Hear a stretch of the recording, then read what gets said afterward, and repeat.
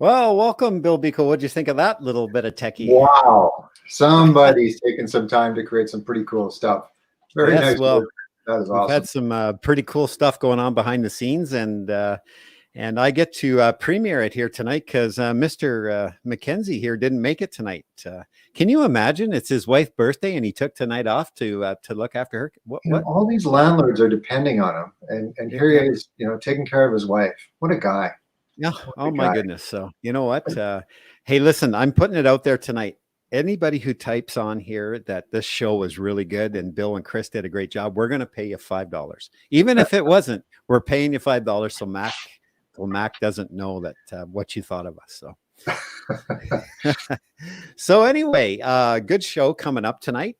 We have an expert coming in here, and it's all to do with evictions. A little carryover from our last show where we had our two eviction experts on, Rob Bonin and Don Gray. So did you watch that show, Bill? I haven't yet. Sorry, I'm bad. It's been a busy week. Well, I guess you got a big enough boot. You take care of your own evictions, right? So, well, on occasion, yeah. So yeah, no, it kind of carried over.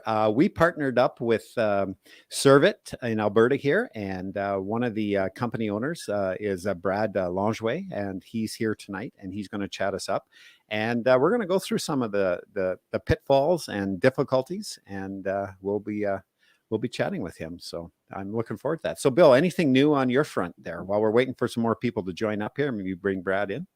You know what? This has come up a few times, and even some of the people I'm seeing in the chat here are enjoying the show already. They're already excited about it. But this kind of weather is kind of scary for landlords, from pipes freezing to attic issues to all kinds of stuff, ice dams, something you really need to take care of and be aware of. If you're getting calls from your tenants, you got to react right away. I just like to point that out right now. That's one of the big things at the moment. So extreme cold conditions are just brutal on property. So be on top of it, you smart landlords out there. Yes, I did post a picture earlier this week for the new high efficiency furnaces and hot water tanks where the venting out the side of the house, and we saw the ice buildup. And somebody else actually added an extra picture in with a massive ice buildup on their fence. Yeah, there's been a few comments about that. So that's good that people are paying attention and helping each other out. So yeah. If you have a tenant you can rely on, by all means, give them a call and ask them to go down, check it, knock off anything that's there. But you know what? If you have the time, do a walk around your property and check it out. I also want to speak to those ice dams on those eaves troughs because that's coming. One thing that I learned the hard way, I actually had a backup of ice come into my one duplex, and the kitchen actually sagged. And so I was actually away on a course. I think I was in Ottawa. And the tenant called me and I go, what do I do? I said, well, get a garbage can and take a screwdriver and punch a hole through it. The ceiling's done. Yeah. How much more can you wreck it? Right. So sure enough, they probably got about 8 or 9 inches of water out of the roof into this big garbage can. And then I got home and I saw it, and you just go, what am I going to do? So one thing I will tell you though is what you got to do when you have those cases with the ice dam is if you can get up and clean off the first 2 feet before you reach the dam, the sun will get to that. If you don't have a crazy slope on your roof, that is, the sun will get to that and it'll start to warm the water up that's coming down, and you'll have warm water hit that ice that's there and start to melt it, believe it or not. And it was successful. But actually I went and got a bunch of that ice melt and I put it on all the way along there because the week came that was going to get warm, and that made quite a difference. So yeah. I've been on roofs with ice melt myself. Yeah. So there's some real. I think next Friday we're going to be okay. We're supposed to get warmed up. So all right, we got some viewers here. So let's bring Brad Longeway and Longeway. I got to say his name right. He said that to me a couple of times. He's back in the makeup room getting all spiffed up here, and I'll have to run back and get him. But I want to say that this is the guy that you want in your corner because he's going to follow it all the way through. He's going to take, and he's going to show up, and he's going to take care. He's going to take possession of your house, and he's going to kick out the renters. So just remember, he's the guy that you want when things get tough. Well, there you go, Brad. That's a pretty big introduction for you. What'd you think of that, buddy? That's impressive. Well, Mackenzie and I were talking, and he tagged you with that song because you are the person we need to when the tougher in the house and they need to be blasted out. We got to bring a tougher one in. So Mackenzie tagged that today. I said we have to use that on the show tonight. So put a smile on everybody's face. So welcome, Brad. Thank you for having me. Great. So tonight we want to talk about evictions when it's coming to the bailiff end. Now, tell a little bit about what you do and what Service does as a service for the landlords, and then we'll jump into some questions here. And I remind everybody too that this is an open forum. So when you have some questions about evictions, I put them up. I'm watching the questions, and we'll flash them up for Brad and Bill and to answer here. So. Floor is yours, Brad. Okay, so we do three main services at Serv-it. We do process serving, so not really related to landlords. That's primarily for law firms. And then we do the actual hearings for landlords at the RTDRS, and then the eviction services as well. Landlords may need us for other reasons other than evictions, but that's sort of the primary function that the people call us for, is actually removing the tenant. There is the possibility of needing a bailiff for seizing vehicles, for a writ seizure, etc. But really, 99 out of 100 times you need a bailiff. It's simply to remove the tenant. So we have an office in Calgary and an office in Edmonton. So many of the people I'm sure are familiar with Charlene in Edmonton. She runs the Edmonton side of the landlord tenant eviction services. And then myself and another fellow named Blaine here in Calgary provide the services to the landlord down here. So I am one of the bailiffs for the company as well. I primarily am involved with the hearings more so, but I think I've done about 4,000 hearings over the years, and I don't know, several hundred evictions anyway. So we're here when the landlords have, I guess, sort of the most extreme problems to help try and solve them. Right. So you do kind of a full service delivery where your landlord calls you up and says, "What do I do?" You say, "Send me the forms." You put it together. And then next thing you know, once you've got the eviction, you're going to take it to the next step and knock on the door and take them out. Yeah. And some landlords use us right from the start. Some do their own hearings and just use us for the eviction. Some use us for serving. It's quite variable as to, sort of where we fit in. Whatever the landlord needs, we're happy to help out. Yeah, I myself have used your bailiff services, and it's worked quite well. So. Yeah. Well, and it's something with the evictions that, I encourage any landlord listening, if you think you might need a bailiff, whether you use us, whether you use somebody else, it's always good to call ahead and contact and ask the questions, because too many times landlords wait to contact us the last minute. So many times I'll get a call on a Friday afternoon saying, "Come evict the tenant," only to have to tell them, "Well, you haven't filed your affidavit of service, I can't help you." Whereas if they called on Tuesday or Wednesday, say, "I might need you Friday," then we can go through what they might need and make sure that we're available to be able to help them should they need our services. So truthfully, 9 out of 10 times landlords call us and think they might need us, they end up not needing us. But at least when they do, they're ready to go. So there's a lot of errors we see. Let's throw a question up here. This might start us off on the right path here. This is from Guidry. He says, what is the first step I do, what I have to do to take my tenant when my tenant doesn't make a payment of rent on the first of the month? So Bill, I think I'm going to go to you for that one because you're big on documentation. So we're going to start with you on that. Okay. So the important part is it the first time or is it the second time or the third time? Always the first few times you need to document it and you need to give them written notice that it's not acceptable. This could be a 14-day eviction notice.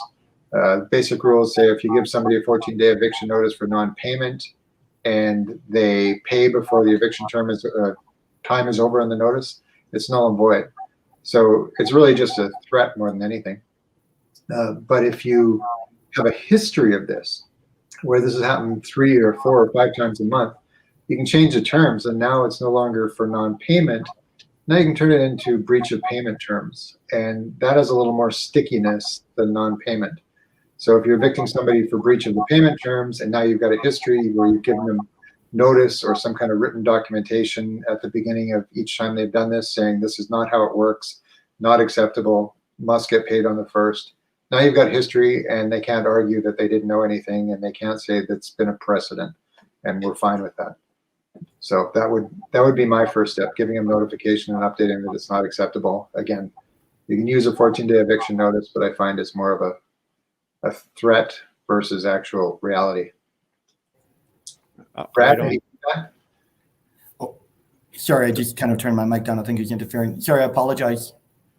So what's your take? What's your Bill kind of outlined some steps, and documentation is important. So talk about documentation. That we're going to lead up to the full blown eviction, but we want landlords to understand how important documentation. And Bill, and that's what landlords need to understand, that the hearing officer cannot, being late is a breach, but in order for the hearing officer to grant an order, whether it be conditional or unconditional order, they must have found that the tenant has committed a substantial breach.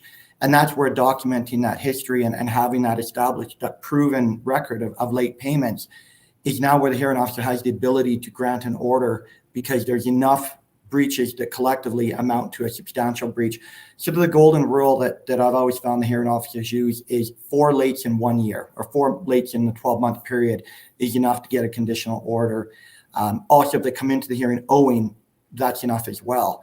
But I agree that it's critical to have that historical record in writing. A lot of times, you've had that dialogue with the tenant.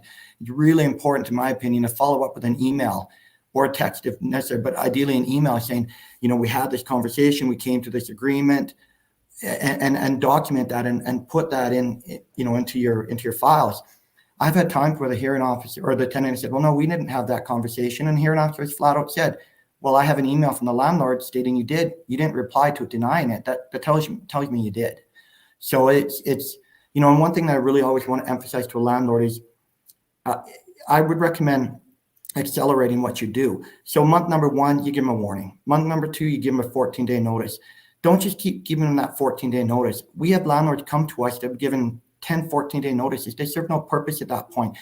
Once you've given a few and it's trending, every month, give them a demand letter instead that, you got 48 hours to pay or it'll take you to court, rather than giving that 14-day notice. I will say that we really do like seeing a 14-day notice on record, but it doesn't have to be a current one. If you gave a tenant a notice last month and now they're late again, you can go to court, or you can give them that demand letter instead. It doesn't have to be, it's historical thinking that you have to give a 14-day notice every time. So, but any form of communication helps establish that to the hearing officer, that most importantly, you've attempted to remedy it. And by attempting to remedy it, if the tenant doesn't, you're more likely to be successful in a hearing. Okay, so let's move forward. So we also have non-payments. So if you have a tenant is consistently 2, 3, or even 4 days late, and say you have 6 of those or 7 of those in a year, realistically, is the RTDRS going to kick them out for that? More times than not, and again, 3,000-4,000 hearings have done. You can expect a conditional order if the only breach is non-payment of rent.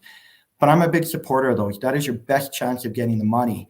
A lot of landlords say, well, what's the point of the order? In my experience, they work about 50% of the time.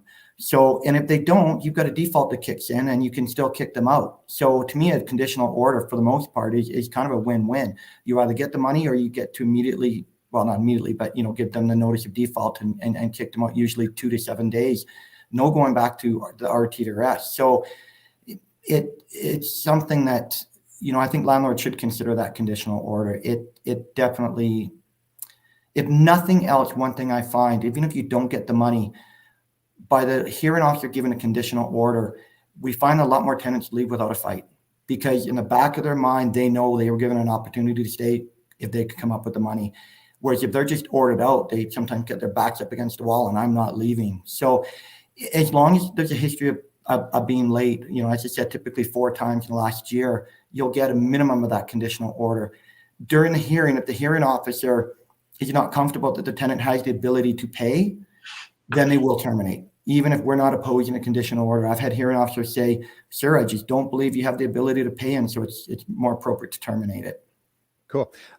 Let's talk about conditional orders. Now, people say, well, what's this conditional order thing you're talking about, Brad?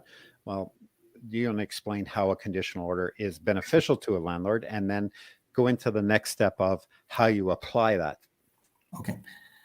So with the conditional order, it's basically an outline of court-ordered payments that the tenant must comply with. So the tenancy is terminated, but that termination is put on hold pending the tenant making the following payments.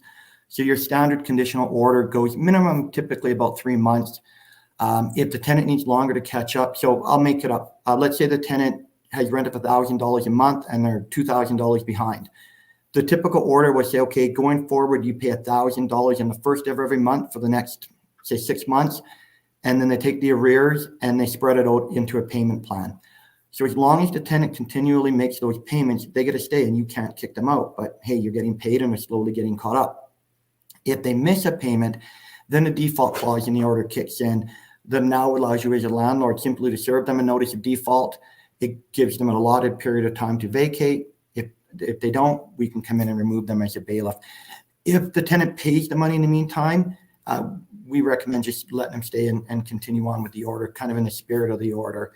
So I've got a notice of default here. And then one thing I want to say to everybody, if you ever have to give a notice of default, 2 things. One, don't create your own. Pull the one off of the RTDRS's website or Court of Queen's Bench website. Don't recreate it. It's perfect the way it is. We've seen too many landlords try and recreate their own, and they're missing key components of it that now make it unenforceable. The other thing is, if you haven't done one of these before, especially, someone like a part of this group, reach out to, to other members, reach out to myself, to, any of the other members on here that have familiarity with these, to make sure you do it right. At least 50% of the landlords to come to us and say, I want you to evict the tenant. I gave them the notice of default. Go kick him out. We can't. They have made a fatal error in the notice of default that makes it unenforceable. So it's really, really critical that that's done right. And again, reach out first. Say, I'm about to do this. Can you help me? We don't mind. We're happy to help people. I'm sure there's many other members that, the group that would do the same. It's really frustrating for landlords when they have to give a tenant a notice of default to get out. That might be a week to get out for missing a payment. And they come to us and, well, you got to give another one. Got to give them another week. You did it wrong. So I beg of landlords to reach out to somebody that can help them fill that out properly. If you're not certain, if you think you know what you're doing, still reach out if it's your first time, because it's just far too common. Bill, do you have anything to add there? Those mistakes that you make as a new landlord are very, very costly. Mm-hmm. Sometimes it's a week, sometimes it's a month you've lost, sometimes it's even longer. And it's just something simple that if you would have talked to somebody who's gone through it a few times, you'd know and you could avoid those mistakes. So I'll just recap what Bill or what Brad just said. Simply is, you've attended an RTDS hearing, you've got a judgment, and that judgment is conditional that they make payments on certain days. And then all of a sudden you arrive at the day that they didn't make their payment. You need to know this is you must take that order when you get it the next day, and you need to serve it on your tenant, even though his payment is 4 or 5 or a week's time, 4 or 5 days or a week down the road. You still have to serve it to him prior to it, because if he gets to the date and doesn't make the payment, and this is what Brad said, doesn't make the payment, now you go and serve him. It's too late. You've missed your opportunity because you haven't served the order upon him, and Brad can't enforce it. Fortunately for you, if the order does say it's over several months, you will have to wait till the next breach, but you again have to get this served prior to them meeting a condition of an order. So if that makes any sense to everybody, the simplest way is, as soon as you get your piece of paper, serve the damn thing. And if I can add to that, one thing that I really, really want to stress is you're going to immediately get a copy of that order after the hearing. That is an unfiled order. It counts for nothing, absolutely nothing, other than just for you to double check it and make sure there's not any errors on it. You'll then get a filed order. That filed order is the critical order that you have to serve. That's the one that matters. So that's read it carefully. Right on the bottom, it says this order has no force or effect until filed and served. So in order to enforce it, it has to be served on the tenant. It's absolutely critical. We see a lot of landlords wait to serve it until after the tenant's missed a payment. Serve it right away. One piece of advice, if I could give everybody as well, when you're in the hearing, is traditionally we would go serve a copy of the order either by serving it to the tenant personally or posting it to the door. We're allowed to serve it by email now if the tenant consents to it. So in your hearing, ask the tenant if they're okay with you emailing it to them. And then it's even easier. Just forward the email to them once you get the filed copy. they're going to get the unfiled copy right away, but they will not get the filed copy. It is your job to serve it on them. Okay, so two things you said there. One is get consent in the hearing. It goes on record. The hearings are recorded. So he says we'd like to suggest that we can do all this by email. And as soon as the person says, "Yeah, I'll consent to email," boom, you're covered. They can block you all you want as long as you can show that you sent it by email. You're golden.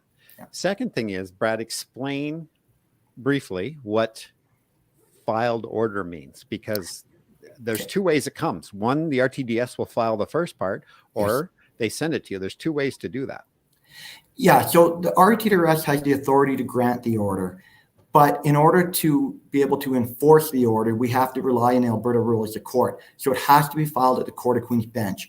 So traditionally, they would give us the order, and sometimes we still do, and we run down and file it ourselves. But now the RTDRS will file it on your behalf at the Court of Queen's Bench. They'll add another file number to the top and then send it back to you. That it works great, but if you get an order with a really quick eviction, sometimes you might want to run and file it yourself at Court of Queen's Bench. We've had it take up to a week for the order to come back to us. Right now, it's typically taking 1 to 2 days.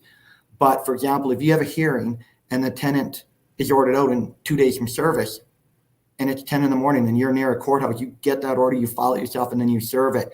Because if you're stuck waiting, like I got one on Friday, we didn't get the order till Monday. The tenant gets 3 days to get out. Well, we lost that weekend because we didn't have the order. So it was too late in the day for us to file it from the hearing, but it's definitely something to consider. But that it's going to have a Court of Queen's Bench stamp on it and a Court of Queen's Bench number on it.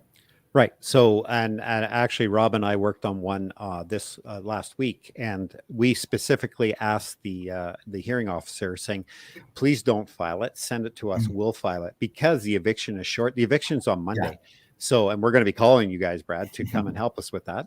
And I think the owners are actually watching the show here tonight. I asked them to make sure they watched so we could see all this, how it plays out. But we took specifically asked, please do not file the order. And we took it literally right there, straight to the courthouse. Boom, it's filed. And then we served the tenant that afternoon, boom. And then the next day, right straight back to the courthouse. So within 2 days, everything is done, filed, and the affidavits are in place. So now I'm going to say I'm the one who's doing it right at this point, Brad. So what are you looking for from me now that I've got to refile, knowing Monday's coming now? Well, let's use my example. Monday's coming and you got an eviction. So what are you looking for from me to bring you? So what we need is a copy of the order and a copy of the filed order and a filed copy of the affidavit of service. If you've got those and an unconditional order, we can help you out. At Serv-it, some agencies want to know a day in advance, but truthfully, 9 out of 10 times these get canceled. So I always like when the landlord gives us a head up of, hey, I might need you. We get them sending the paperwork, we double check it, we make sure it's good, and then we say, yes, everything's enforceable. If you need us, we're available. And then typically we ask the landlord just to call us that morning and confirm that it is a go and that you need us. I can more speak for Calgary because I'm based in Calgary, but truthfully, more times than not, you're waiting for a locksmith longer than you're waiting for the bailiff. We've got 4 of us here. 2 of them are driving around doing their bailiff work during the day. They're typically available to jump on an eviction.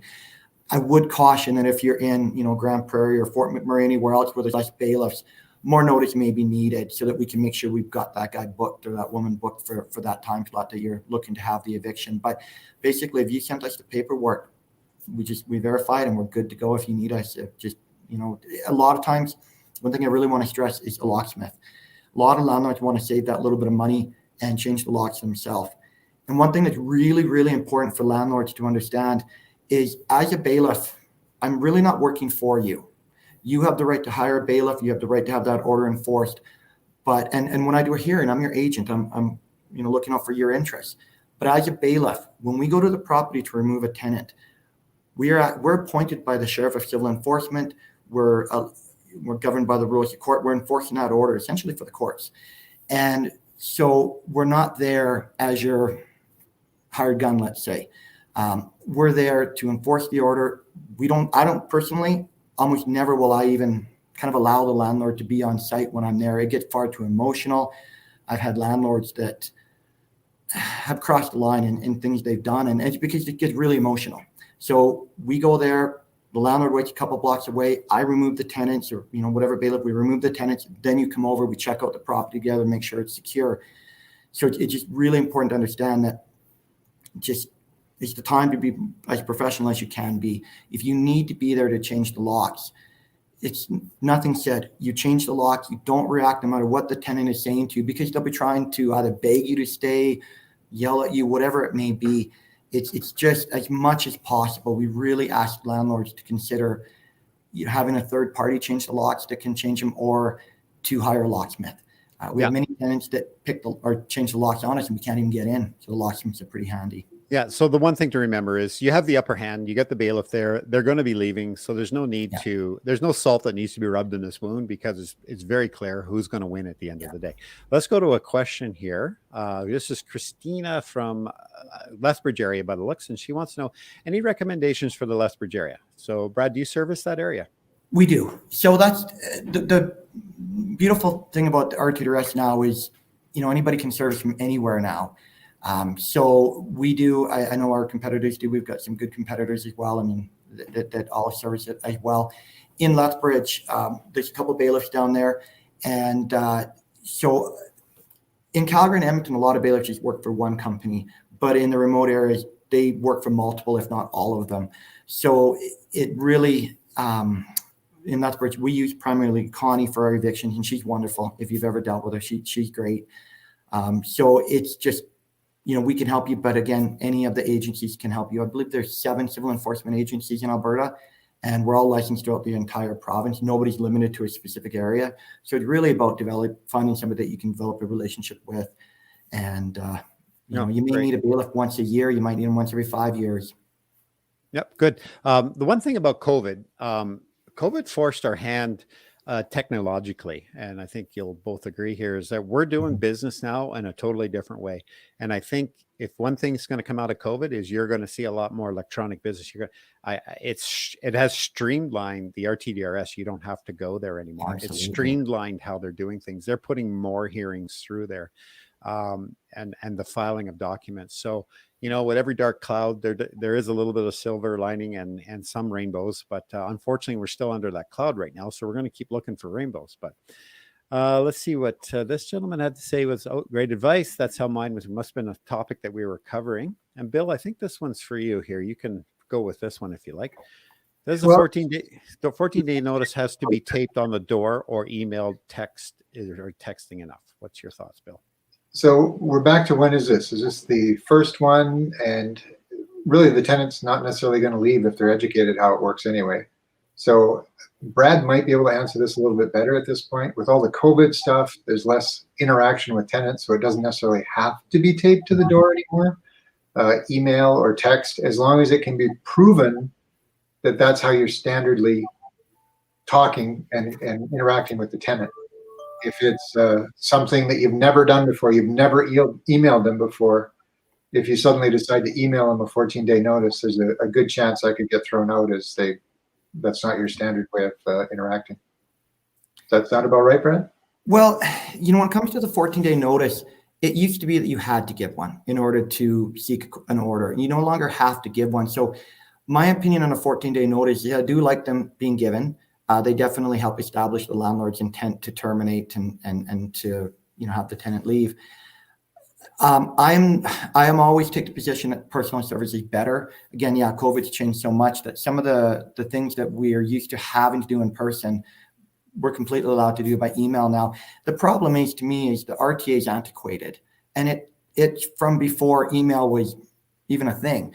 And I really wish they would update it and bring email service in effect for everything into play, because it makes more sense. It's trackable. The tenant gets it immediately. I mean, how many landlords out there right now will admit that they gave a 24-hour notice to inspect 5 minutes after the tenant went to work, so the tenant had less time to respond? So it's advantageous to the tenant to receive it by email.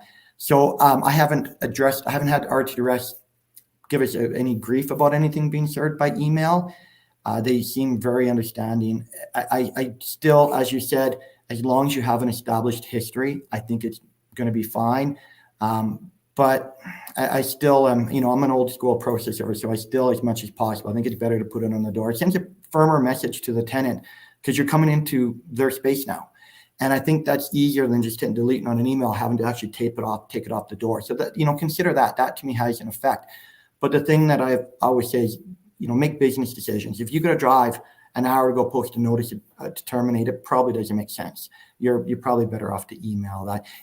But one thing I've got to add, if you go to provincial court, wherever you are, to my understanding, provincial court completely everywhere requires a valid 14-day notice to be given, where RTDRS and Court of Queen's Bench does not. So if you're in Red Deer and the judges require a valid 14-day notice, I suspect they're also going to expect that was posted or personally served as well. So I can't comment too much on that, but with the RTDRS, no concerns. As I said, you don't have to give one. It's a tool you can use. So a little bit. Well, here's the thing about a 14-day notice, and you're going to have to file for a hearing date anyway. And right now we're looking at 30 days. Well, based on what I've talked to a few people for, we're looking at 30 days right now. So you may as well file the 14-day, because maybe that's the little push they need, knowing that you're going to go after them. And you may as well use that as a tool. And it also, like Brad just said, it gives you some credibility that you're trying to work with them and they're ignoring you. Mm-hmm. So you get the 14-day in, and like Bill says, they don't have to leave. It doesn't have any, it's worth about as much paper as it's printed on. So in the interim, you filed your 14-day. And now this is what we've done with the one that we're going to work with here on Monday, Brad, is I talked to the tenants. We figured out there's a history of these people. You guys actually evicted these people earlier this summer. And because people weren't part of the page and a little bit of checks weren't done, this one squeaked through the weeds here and buried himself in these new people's place. And so he came in on the 14th of December, never paid January. He's never paid February. So my suggestion to them was, look, if you gave the 14-day, file with the RTDS and let's get it rolling. And good thing we did, because we got the hearing right away at the beginning of February. The game started, and the eviction's now in place. So very important. If you're going to give that, you may as well spend the $75 and don't sit back and guess. Take it off there to damage deposit later. This is kind of interesting, because this is just an example of how this has evolved. Because back originally with the RTA, if you had a 14-day notice in play, you couldn't file until the notice was over. And one thing I want to add to that is, so we have some that they give it and then they have us file right away. But so they allow us to file, but you can't have the hearing until those 14 days are over now, unless the tenant objects in writing. And you can't object to non-payment of rent. If you gave them a notice, for example, for partying, and they object in writing, file immediately, go. They've objected, you're allowed to proceed. Just for reference, we filed a claim today. We got in on the 22nd. So, it's a little bit up and down. Oh, wow.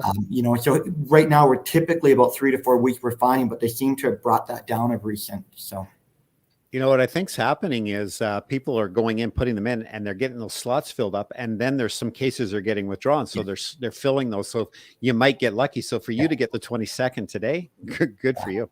Yeah. So. And a thing to consider too for landlords is, and kind of off topic of bailiff, but if it's serious enough, you can apply for an abridgement and you can get in much quicker. I mean, we've had applications. I made one on a Tuesday. We had the hearing Friday morning. The tenant was ordered out at 4:00 that day. So there are those tools in place that can get you in much quicker, but there's a different process to go through for that. Okay, Brad, what does abridgement mean? So abridgement, basically you're applying to get in quicker. So in this case, this tenant was basically running a drug house. We had clear evidence. I had gone and inspected the property, syringes, you name it. And so I do a quick affidavit to the hearing officer, just explaining why we feel we should get in quicker, and they'll look at it. And if the property's at threat or people are at threat, then they'll grant an order saying, okay, we are granting you a hearing with 1 day's notice. So right now you have to give 3 days notice. So if you serve them on Monday, if the hearing's Friday, you have to serve them by Monday. They have to have 3 clear days. So they will make it to, you got to give them 1 day and we're going to get you in. They have a lot of time slots at 4, 8, kind of like the beginning and the end of the day that are set aside for abridgments, so that if the serious matter comes in, they can hear it really quick. And honestly, they're 9 out of 10 times when we apply for abridgment, we get it, and we're in the hearing within 4 or 5 days. Bill, do you have anything to add there? This is actually a pretty common one that I hear, where somebody they want to give somebody a 24-hour eviction because they threatened a tenant or they threatened the landlord. And then you talk to them and you discover this happened a week ago. The challenge is if you're trying to do a 24-hour eviction and something happened a week ago, it's not as relevant anymore. Yeah. You have to do it day of or very next day at the latest, or it carries no weight. Yeah. And so many landlords make that mistake. And you have to learn from those lessons. If it's serious, you got to deal with it now, and you got to start pushing this all through. You can't come back and say, well, you threatened me a week ago, so I think I'll just file that 24-hour eviction notice now, because they'll laugh you out. Obviously, it wasn't that serious, or you would have done it 5 or 6 days ago. So similar to the abridgement, you've got to have the documentation, you've got to have the proof, and you've got to be able to verify that it's a real pertinent threat at the time. Yeah. Bill, tell us what the 24-hour, what qualifies as a 24-hour eviction? 24-hour eviction if a tenant threatens another tenant in the property with physical violence, or even the landlord. And it can be a little bit tough to prove, but I've used it multiple times to get tenants out pretty quickly, especially in the rooming house environments where they don't necessarily get along all that well sometimes. But it's really a case by case, and you've got to be able to prove that everything that was said actually happened, and show that there was some ill intent somewhere. Guess it helps if there was a police file on something like that. Police file, bruising. Well, I applied for one this week, and the whole premise of my affidavit was the anticipated response of the tenant. And that's traditionally kind of grasping, but he's done enough in writing to the landlord that it's reasonable to think once he gets served this, he's going to react poorly. And so my opinion was, well, if we've got to wait till March for the hearing, that's a long time for this landlord to have to tolerate this increased level of threats from this tenant. And the hearing officer agreed, and we applied on Wednesday, and the hearing is on Tuesday. Nice. So, yeah. Let's see what Cindy has to say here. Does unpaid utilities work the same as unpaid rent, especially if the contract states that the unpaid utilities would be treated as unpaid rent? Bill? Owed money is owed money. Absolutely the same. If it's part of the lease, then it's valid.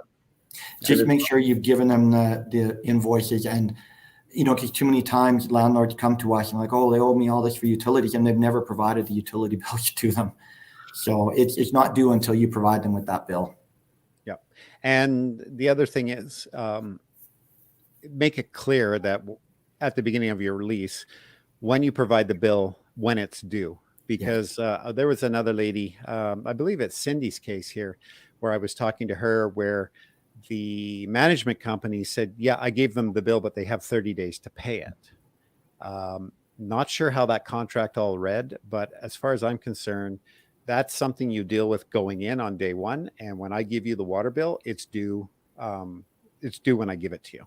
It has to be paid when or it's due on the due date. So you need to be precedence. Pardon me? That precedent where you're not getting excited or anxious or giving them written notice that this is unacceptable. You're setting the precedent where maybe you had a little verbal discussion with them, and then the courts will see that later and go, well, it was never an issue before. Why is it suddenly an issue 3 months down the road? right. Yeah, implied acceptance. By tolerating it for a certain amount of time and not taking action to remedy it, you now have to accept it quite often.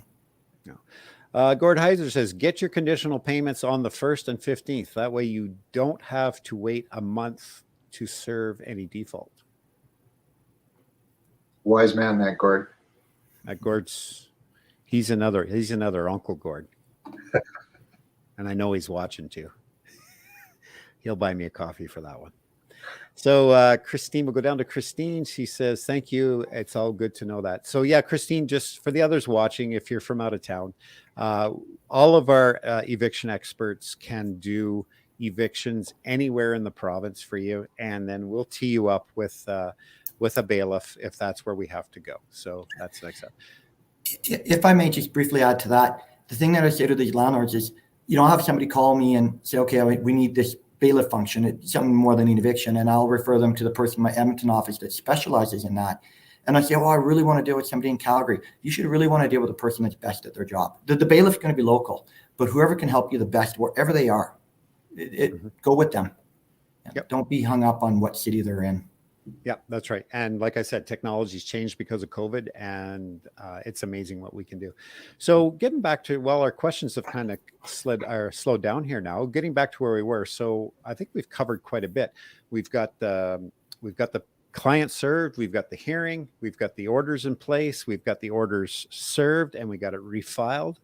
And now I'm calling you and saying, Brad, Sunday night, they're supposed to be out Monday morning, and I don't see any trucks here, and I don't see any boxes. Looks like we're going to need you because it says noon. So where do we go from there, Brad? So as long as we've got the paperwork in place, we line up the bailiff, we book it. As stated, really consider hiring a locksmith also to be able to keep you offsite, as I've mentioned. The bailiff goes to the property, and now the bailiff, the thing that, as I stated, is landlord, please stay to the side, stay in your vehicle, block it 2 away. We'll call you when it's ready to come over to the property. It's the best way to keep everybody safe. Bailiff will knock on the door multiple times, announce who he is, that he or she. There's many female bailiffs. I don't want to sound like that, but they'll announce themselves. If the tenant doesn't answer, we open the door, we walk in, call out, bailiff, and a lot of them don't answer the door. We've got to open that door to get their attention. We walk in, and then it sort of becomes a little bit excited sometimes. A good bailiff will really stay calm the people down. There's times where we've just got to retreat and call 911 and make sure everybody's safe. But we go into the property, explain to the tenant they need to leave. We'll typically give them, I'll always say to the tenant, you've got 10, 15 minutes to gather what you need for the next couple of days and leave. In truth, we expect it to take an hour, sometimes 2. My longest was 4 hours. It just depends on the circumstances, if we need the police involved. And what stage the tenant's at. There's a guy here in Calgary that I did a court search on him. He's been evicted 30 times since 2013. He goes, no problem, because he knows the game. And the bailiff goes there and says, hey, so-and-so, it's me again. And grab some stuff and leave and do it all over again. Other times the tenants become hysterical. We need to get the police there to perhaps calm them, control them, whatever it may be. It's each case is so different. We never know what we're walking into. I just told the one bailiff today, I said, I've got an eviction for you tomorrow. I did the hearing. I said, this tenant shouldn't be any problem. He says, you just cursed me. Every time you say that, the unexpected happens. Other times we've got a drug house full of junkies and, whoever else, and they just run out the door because they know that when the police come, they might start running names and they may have a warrant.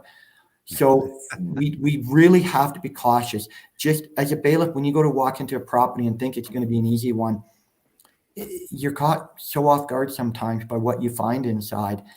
And so the bailiff then has to, deal with the people, direct what's going on. And that's why we like a locksmith. The locksmith's over there changing the locks while we're talking to the tenant. That sends a really firm message that this is happening right now. Yeah. And there's no other option. You need to leave. So it's something that, we'll be in communication with the landlord, a lot of times by texting, tenants packing, be a little bit longer. But truly, it's just the things we see, the craziness we see sometimes inside there. We never know until we get in. Yeah. I got to jump in because I got to run away because I'm booked for something else this evening as well. Been great hanging out with you guys.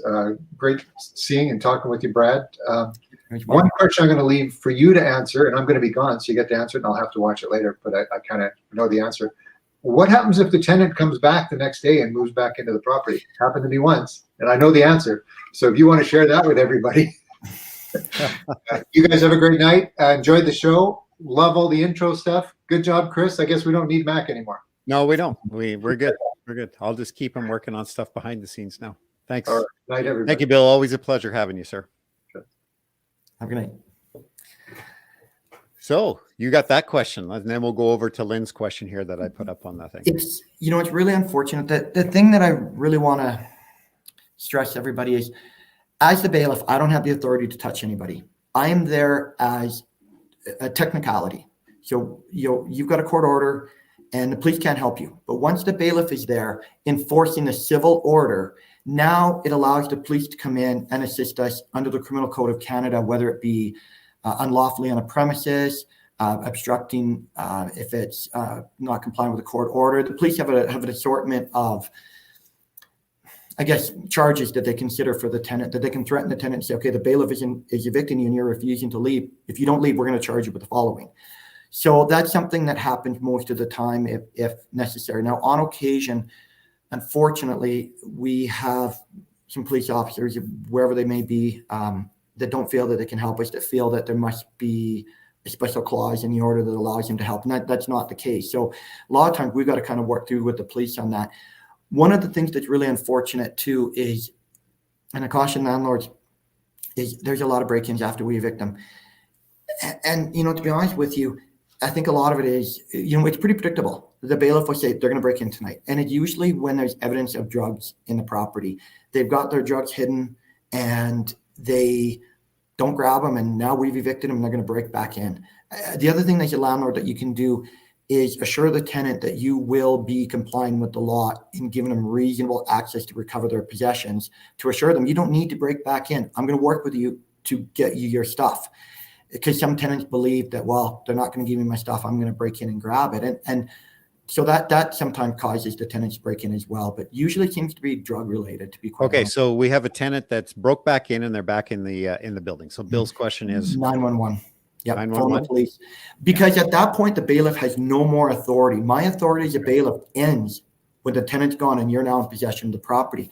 So sometimes what happens is the police will then say to you, well, call the bailiff, have the bailiff come back. And we can't reinforce it. We had this situation in Airdrie a little while back, and I said to the officer, we can't, and I explained why. And they said, okay, we understand, we agree. And then they went and removed the tenant. So the thing that we always assure people is any of the landlords that hired us, they have my cell number. So I'll get lots of after hours calls saying the tenant's in a property, what do I do? But call the police first and then call us, and then we can help give you some information on how to help the police help you a little bit more, perhaps. Okay, so I can answer this question very simply and round it right up here. Brad has already done his job. He's lawfully removed the tenant, or he's had the police assist him in lawfully removing the tenant. They break in after they're out. The locks have changed. They break back in. It is, depending on what they're doing, it is either a break and enter with intent to commit an indictable offense. So whatever they may be doing inside, if they're wrecking the place, then that's a break and enter. If they're in the place, then it's unlawfully in the dwelling house, which is another criminal, and it's all arrestable because they find them committing the offense. Or third, it can be, they can go down as low as a trespass. Yeah. But at the end of the day, it's a 911 call or your local complaint line if you see them in there, and the police can remove them. If the police come, they say, well, no, they're your renter. No.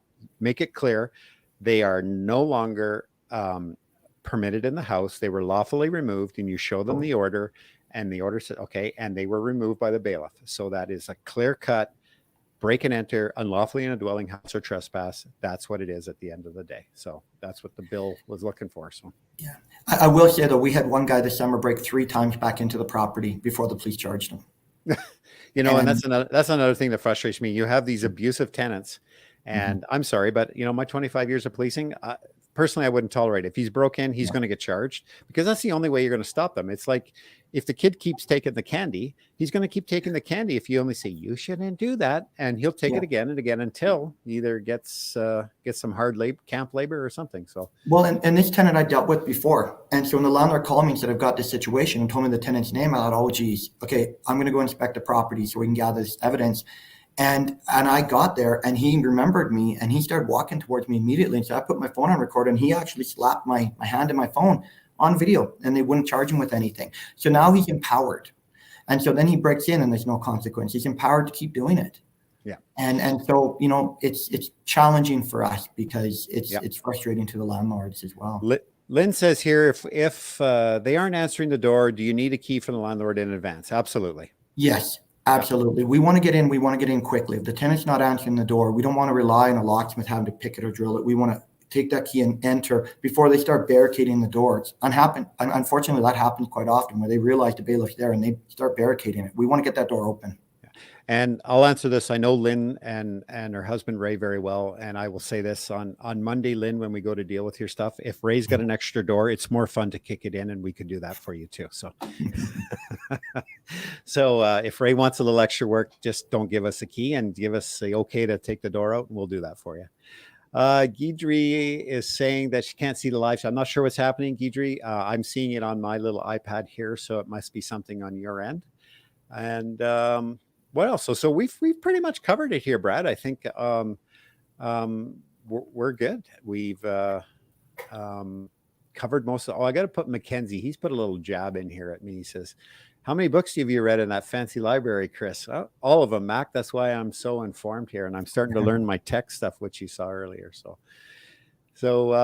yeah. Well, Lynn gave us a kudos. Brad, is there anything else you want to cover off, or I think we've got it, and we've got. I just want to encourage people to reach out to a bailiff if they might need one, just to ask the questions in advance.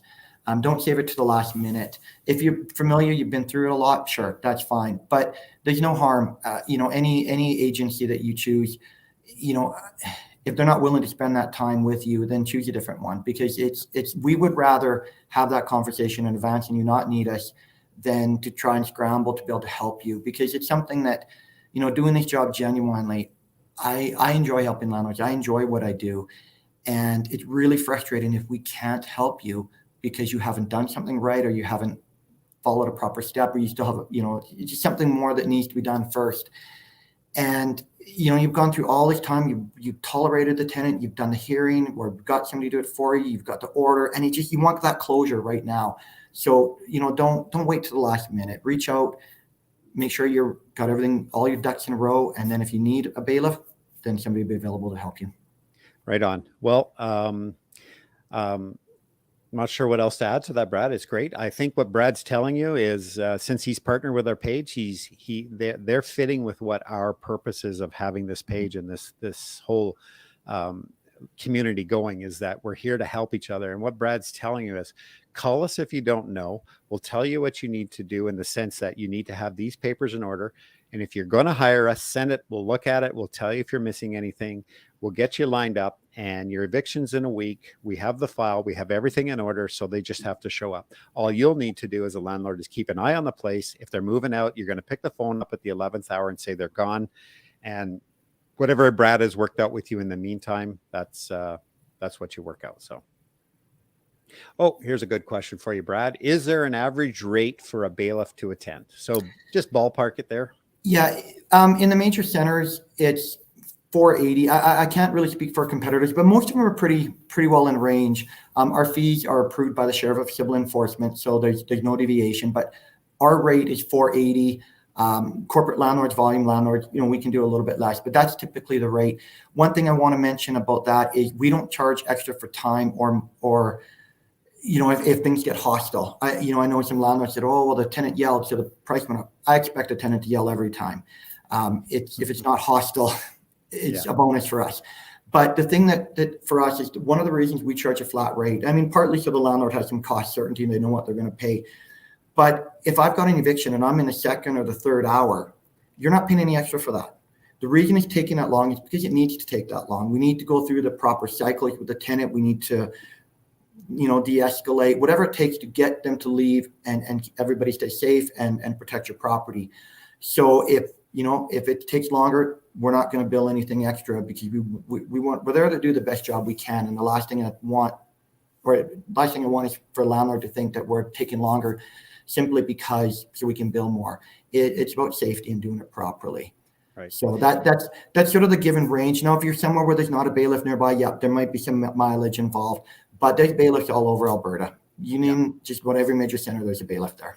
And just so we're clear, once you have your order, it's not a police matter. The police don't deal with this. It's a civil matter until the bailiff goes there. Once the bailiff requires the police assistance, then they'll call the police because something has happened. Now, what they have is a bailiff has an order and they're supposed to go willingly and out. So yeah, right. Not always does that happen.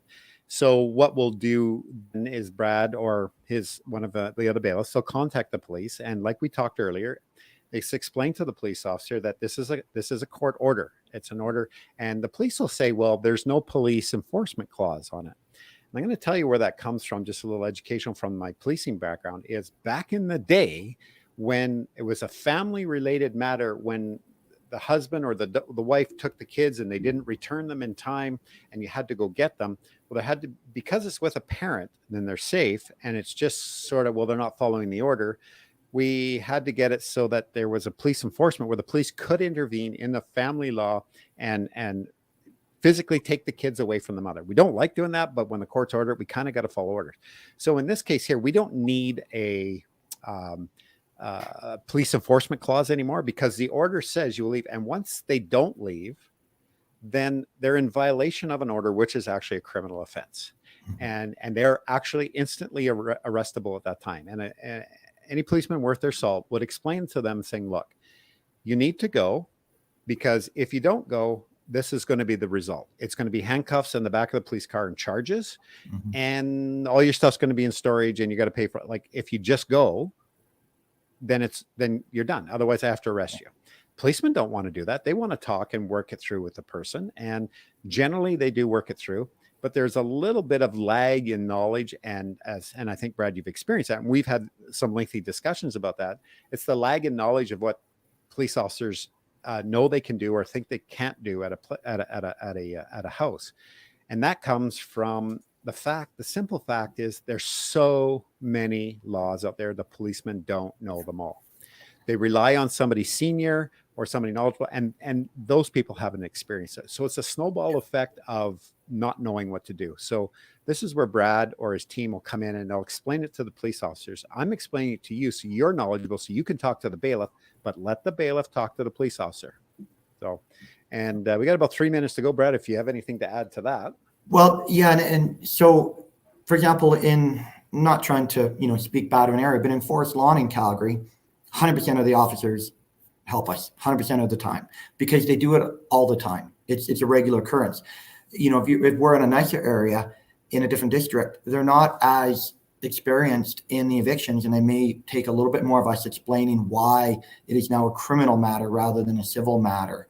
So, and that's where the bailiff, we have to work through that. But truthfully, 99% of the time, the police forces across Alberta are great and supportive and helpful. And many times too, when we know that there's a history in the property, the police come with us right in the beginning. We call them and say, just so you know, we're going to enforce this. Like, oh, don't go without us. So they're there when we knock on the door. And if there's a known history of violence or guns or anything like that, we want them right beside us. One of our bailiffs 2 weeks ago did an eviction, walked in, saw about 30 guns laying there, and retreated from the property, called 911. They sent a bunch of cars over. While the police were on their way, the guys were loading the guns into a trunk, and they took off. And they left behind well over 20 guns, and many of them prohibited. And they were just old guns. I didn't have any intention with them. They just moved off the farm and had all these antique and old guns. But so that's where sometimes we have no idea. We've got to retreat from the property. And that's another reason for the landlord not to be there. Yeah. Because let the professionals do it. Yes, you might be their target. We're less of a target because it's not personal. So stay away. We'll let you know when it's safe to come over. Well, here we go. I think, Brad, we're going to wind it up. Said another excellent evening. Says, I don't know who this is because I can't find it on my iPad, but thank you for the comment. And Guidry, apparently she's throwing the $5 bills. She's really pulling the money out of me. So I owe her a lot of money for telling what a great show it is. So thank you, Guidry. Guidry is one of our moderators on the page, and she helps out with lots of stuff behind the scenes, and we're very grateful for her and Trish. This blew up on Mackenzie and I in a good way, that we don't really know what, some days we don't know what to do because it's become so big and so good. So Brad, as a final note here, one of the things we like to do you have any charities or anything that you do or where your heart is that you contribute, you want to put a plug in for? I have actually an adopted son that's got fetal alcohol syndrome, who actually spent a year at Woods Homes. So that's something for me that's really near and dear. In Calgary, Woods Homes helps youth with developmental issues, with behavioral issues, you name it, just generally youth in need. So for us, it was, he had to go there to get residential therapy, they call it, get his meds sorted out, all that. So that was for us a really, really hard year. And so, anything to do with Woods Homes, I don't know what the equivalent might be in any of the other centers. I know Red Deer, there's a lot to the Michener Center. I believe it used to be, I know it's changed a little bit, but right. So for us, and honestly, as a company at Serv-it, we try and donate to some of the homeless societies and the people we may help, evict these people, but we also try and help them back up. So Right. that's something as a company that we've tried to focus more of our donations and sponsorship to as well. So Well, thank you very we much, don't want Brad. to be part, we want to help solve the problems. Yeah, no, that's excellent. Well, thank you very much for coming, Brad. So Serv-it is now our new page partner, and we encourage you to reach out to Brad. He is on our page as a regular Joe citizen, as well as their company will have their page attached to us all, so we can tag them, or you can tag any one of us. If there's a question that's coming up, tag us in it, and we'll get to the bottom of it. So you have 3 eviction experts from north to south, and everything is covered. And if you're dealing with Don or Rob, know that your next step will be over to Brad to tee up an eviction. And so we're all going to work as a big team for you. So the education level in this Alberta landlord community has gone through the roof. And it's because of quality people like you, Brad, and the other guys that are all part of this. And we appreciate having you here. So again, the only show in Alberta dedicated to landlords right here, the Alberta Landlord Community on our Facebook channel. Thank you again, everybody, for being here. And Mac, thanks for letting me handle the show tonight. Take care, everybody. Thanks for having me.